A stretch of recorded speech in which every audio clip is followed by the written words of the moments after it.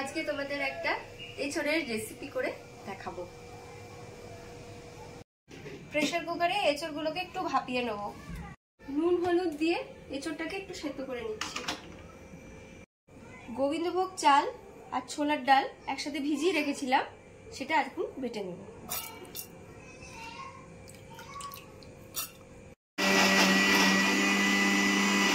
আমাদের পেস্ট হয়ে গেছে, এই যে পুরো মিহি পেস্ট হবে। সেদ্ধ হয়ে গেছে পুরো।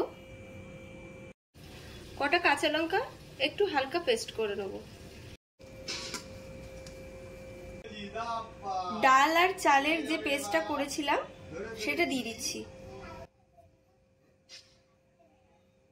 এর সাথে কিছু গুঁড়ো মশলা মেশাতে হবে। হলুদের গুঁড়ো, লঙ্কার গুঁড়ো, নুন, চিনি, গরম মশলার গুঁড়ো আর সবজি মশলা। এগুলো সব ঢেলে নিলাম। এবার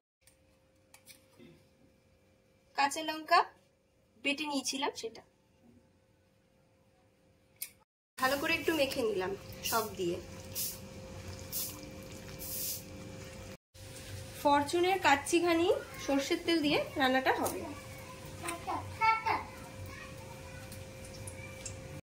জিরে ফোড়ন দিয়ে দিচ্ছি। এই মাখাটা দিয়ে দিচ্ছি তেলেতে। সবার আগে একটু ঘি দিয়ে দিলাম।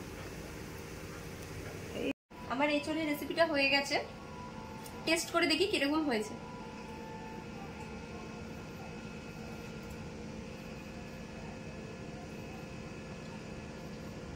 খুব সুন্দর হয়েছে।